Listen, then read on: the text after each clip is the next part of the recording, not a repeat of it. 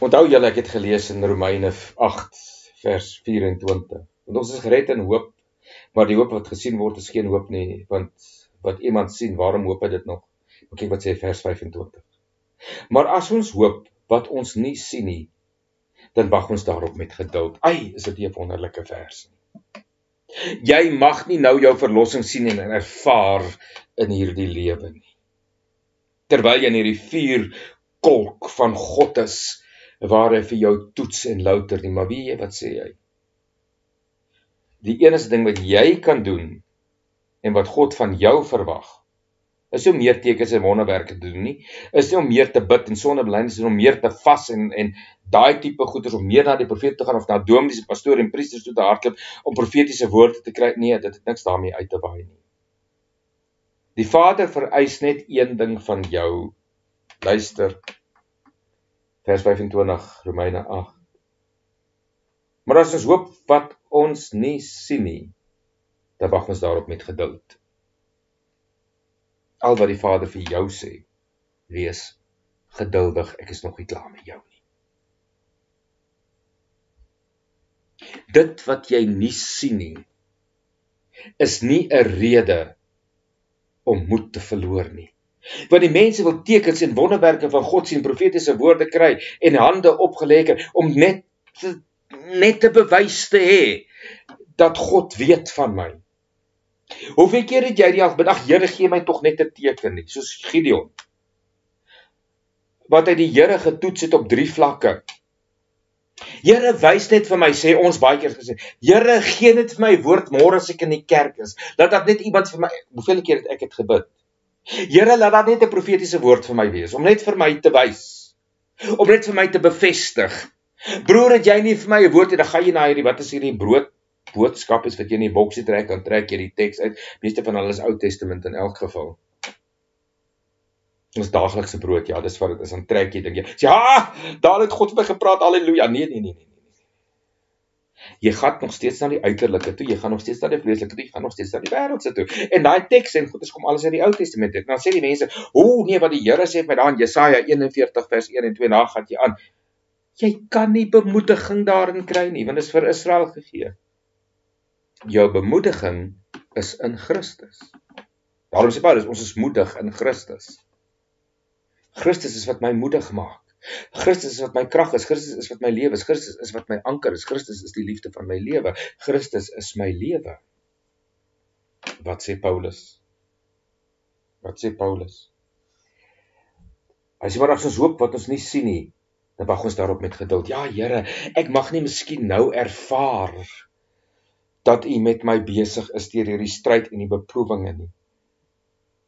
Ek verlang so om die aangesig van Christus te sien, om net uit hierdie wêreld verlos te kan word, maar Here, dit gaan nie gebeur totdat ek die dag doodgaan nie. Maar een ding weet ek. Ek kyk na die onsienlike Christus. Wat sê Hebreërs? Kyk, het jy ooit mooi gekyk? Wat sê die Bybel vir ons in Hebreërs 12 vers 1? Het jy mooi gekyk? Wat sê daar in Hebreërs 12 vers 1?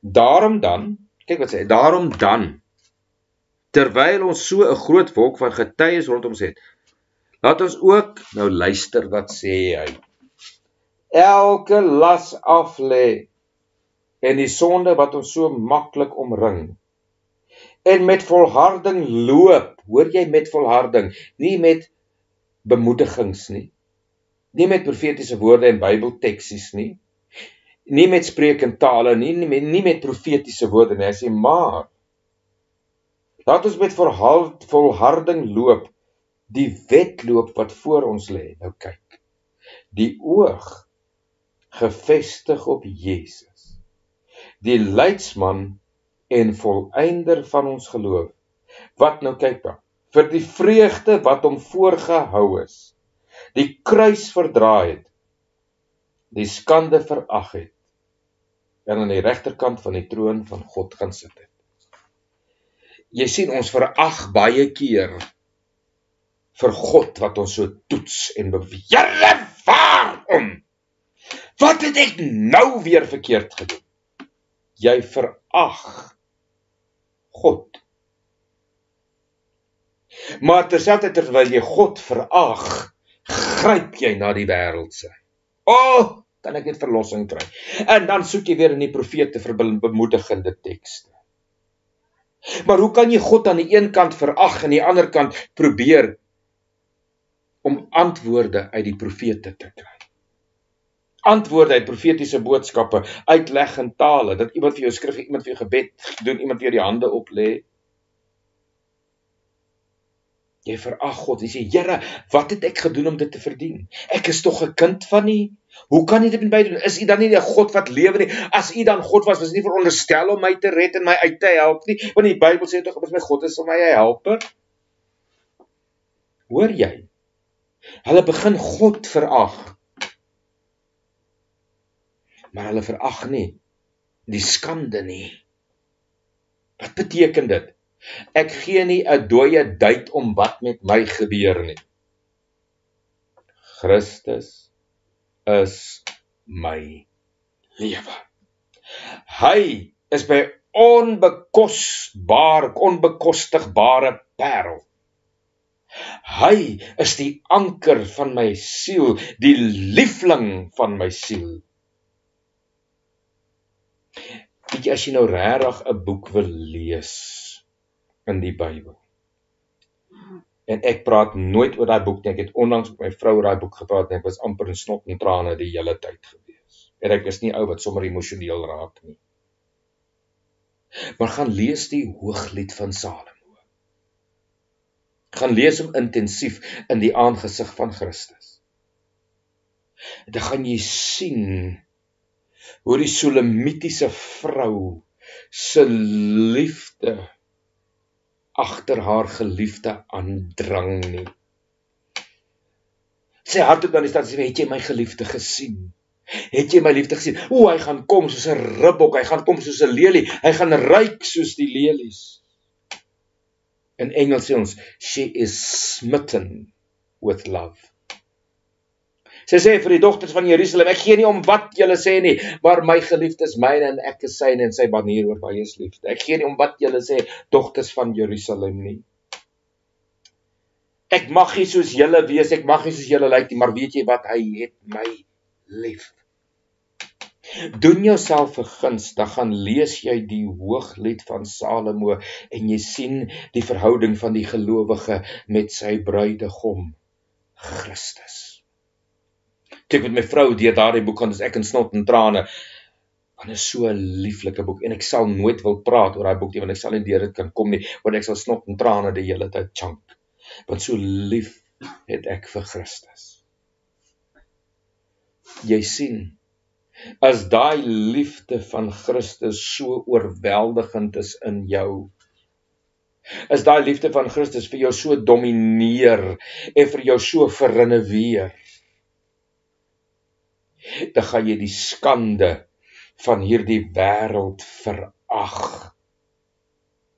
Jy gaan sê, ek het niks met hierdie wêreld uit te waai nie, ek het niks met Jesus van Nasaret uit te waai nie, ek het niks met die profete uit te waai nie, ek het niks met die geloftes van Abraham, Isak en Jakob uit te waai nie, ek het niks met die wet te doen nie, ek het niks met Adam en Eva te doen nie. Dis net ek en Christus, die liefling van my siel. Die blink môrester, die lelie van die dale, die soete roos van Saron. Jy sien, jy raak so lief vir hierdie Christus in jou, dat jy nie meer 'n flenter omgee oor wat om jou gebeur nie. Ja, jy voel die pyn, jy voel die stryd, jy voel die frustrasie in jou vlees, maar dan raak jy stil in hierdie Christus, en jy raak smoor verlief op hom, en jy verag die skande vir die behoud van Christus Jesus.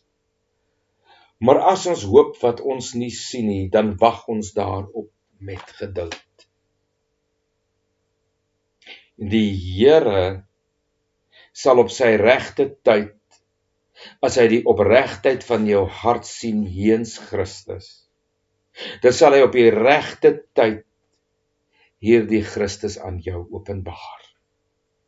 Maar dan sê hy vir jou, liefling Christen, wees geduldig.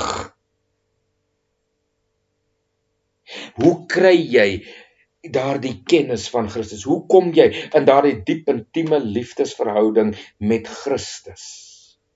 Dit is nie deur bemoedigende woorde en profetiese woorde en uitleg en tale en teksies en mense op jou bid en die hande op lê en jou die hele tyd bemoedig nie. Jy kry dit in jou stryd en jou beproewing. Want daai stryd en daai beproewing forceer jou om net te kan vertrou op Christus, want dan het jy niks meer wat jy kan offer of bied nie. En dis presies wat God wil hê. Jy moet op daai geestelike bankrotskap kom, waar jy niks en niks het om aan hom te gee nie. Jy sê, ons wil altyd ietsie gee en ietsie doen, en totdat jy ietsie ophou gee en ietsie ophou doen, kan jy nie kom in die kennis van Christus nie. Kan jy nie kom in geduld nie, want wat beteken as ek enigiets doen om God se gunste te wen? Ek probeer God manipuleer. Ek probeer God manipuleer in my tiendes, my offergawes. Ek probeer God manipuleer in my evangelisasie en my sielelyde. Ek probeer God manipuleer deur sekere wette te initieer en sekere feeste te initieer. Ek probeer God manipuleer deur die hele tyd in geloofsbelijdenis te wees, die hele tyd in die profete te wees. Ek probeer God manipuleer. Ek is nie lief vir hom nie. Ek manipuleer hom. Want ek wil ietsie doen dat God vinnig moet werk. En vinnig tot my moet kom, dat ek vinnig uit my situasie uitgelig kan word. Want ek is te vrek lui om geduld aan die hand te lê en te dink net aan Christus. Maar nou gaan Paulus aan, vers 26, Romeine 8. Maar ek lees weer vers 25. Maar as ons hoop wat ons nie sien nie, dan wag ons daarop met geduld. En net so kom ook die Gees ons swakhede te hulp. Nou luister nou mooi. Mense stop daar, sê ja, maar die Heilige Gees bid daarom vir my. Die Heilige Gees gaan vir my hier help. Maar luister wat sê Paulus. En net so kom ook die Gees ons swakhede te hulp. Want ons weet nie reg wat ons moet bid nie. Maar die Gees tree self vir ons in, met onuitspreeklike sigtinge, en hy wat die harte deursoek, luister nou, weet wat die bedoeling van die Gees is, omdat hy ooreenkomstig die wil van God vir die heiliges intree. Hierdie Heilige Gees wat vir jou intree, en hierdie Christus wat die tussenganger tussen jou en God is, en wat ook vir jou intree, gaan nie vir jou intree met die woorde, shame en sies tog nie. Vader, verlos hom of haar tog maar net uit sy situasie. Here, hulle kry so swaar, Vader. En ek het so vir hulle, wat sê die kerk? Hy sê vir jou, sê net vir die Here, herinner hom net wat hy gedoen het vir jou. Dis manipulasie. Jy weet, ek sê altyd vir die mense met hulle praat, dan verwys ek na Phila se kind. Toe ou Phila met die magistraat gepraat het, sê vir hom gesê, Here meneer, maar dit is 'n Here met 'n J. Kan hy tog nie sien, hy's 'n ou seentjie nie. Jesus en die Heilige Gees gaan nie vir die Vader sê, Here Vader, verlos tog vir ou Poeletjie uit sy probleem. Kan jy nie sien hoe swaar hy kry? Weet jy wat gaan hulle bid? Vader, wat is dit wat u wil van hulle vereis, dat hulle gelykvormig kan word aan u? Wat is nodig om uit hulle lewe verwyder te word, sodat u prominensie kan kry? Die troosting van die Heilige Gees se gebede vir jou, is nie om vir jou te sê, sies tog shame, en jou haartjies deur mekaar te vryf, en vir jou lollipop in die hand te druk nie. Hy bid wat die wil van God is, dat jy geformeer kan word na die beeld en die gelykenis van sy seun, Jesus Christus, al beteken dat jy moet sterf in die proses. Hy tree nie vir jou in, om jou gemaklik te maak nie. Daarom sê hy, jy weet nie wat om te bid nie, want jy bid verkeerd. Wat sê Johannes? As jy nie bid volgens die wil van God, jy gaan nie 'n antwoord kry nie. Maar nou dink ek, as ek bid dat die Here my met lig uit die situasie, my met oorwinning gee, wat Jesus klaar gedoen het, nou dink ek, nou weet ek wat met die Heilige Gees spreek ons nou vir my, en bid nou ons my deur onuitspreeklike dinge, en daarom bid ek in 'n vreemde taal, want so die Heilige Gees wat vir my intree. Die stem en die taal, waarmee die Heilige Gees vir jou intree by God, is die taal van die kruis. Hoor jy wat sê ek vir jou? Dis die taal van die kruis. Vader, hy moet sterf. Hy het nog nie besef, hy het gesterf op Christus nie. Hy moet hom doodmaak, dat Christus in hom kan lewe. Jy sien, wie wat sê Jesus? Jesus sê, wat die Vader sin is myne, wat myne is die Vader. En ek sal van die Vader vat en myne maak, ek paraphrase nou. Ek sal van die Vader vat wat myne is, en ek sal dit aan die Heilige Gees gee, en hy sal dit aan julle openbaar. Nou dink ons dat Jesus nou die middelaartjie tussen ons en God, en Jesus gaan nou vir my intree op 'n baie simpatieke manier, sê, ag Here, asseblief, moet tog nie vir ou Puna so laat suffer nie, ek het tog op my kruis gesterf vir hom, ek het tog my bloed vir hom, wat is van die kerk verleer? Onthou net, dat Christus sal altyd vir die Vader sê, maar Vader, ek het gesterf op die kruis, nê, en ek het my bloed vir hulle gevloei, so jy kan nou nie vir hulle daai gee, dis bogstories daai. Wat Jesus eintlik wil is, Vader, dat die kruis 'n werklikheid word in hulle. Dat hulle werklikheid ter dood oorgelewer word ter wille van my, sodat my lewe in hulle kan wees. Dit beteken, Vader, vat alles van die wêreld en alles wat nie van my is uit hulle uit nie. Vader, verwyder dit, beteken, jy moet hulle tig en hulle bring tot hulle knieë. Al moet jy elke kontras en elke liewe kontras op die wêreld net op hulle fokus. Vader, doen dit. Wat het die Heilige Gees gedoen met die skepping? Die Heilige Gees, sê hy vir ons in Genesis 1, het oor die donker dieptes en die rowwe waters gevloei en het na God toe teruggekeer. Nou, hy het gaan rapport gee aan die Vader oor wat aangaan op die aarde. Maar nou sê Paulus, want hierdie Gees ondersoek die dieper dinge. Kyk nou, luister nou mooi, kyk wat sê Paulus. Kyk wat sê hy hierso. Hy sê, en hy wat die harte deursoek, weet wat die bedoeling van die Gees is, omdat hy ooreenkomstig die wil van God vir die heiliges intree. Vers 28. En ons weet dat vir hulle wat God liefhet, alles ten goeie meewerk, vir hulle wat na sy voorneme geroep is. Kyk hierso, Christen. Ek wil vir jou sê, die Heilige Gees skinder van jou. En ek sê dit met die diepste ootmoed en respek. Want die Heilige Gees, sê hy ook in 1 Korintiërs hoofstuk 2, ondersoek die dieptes van God. Maar as die Heilige Gees in jou begin ondersoek rig, en hy vind geen dieptes van God in jou, dan gaan hy dit rapporteer aan die Vader. En dan gaan Jesus saam met hom dit ondersteun by die Vader.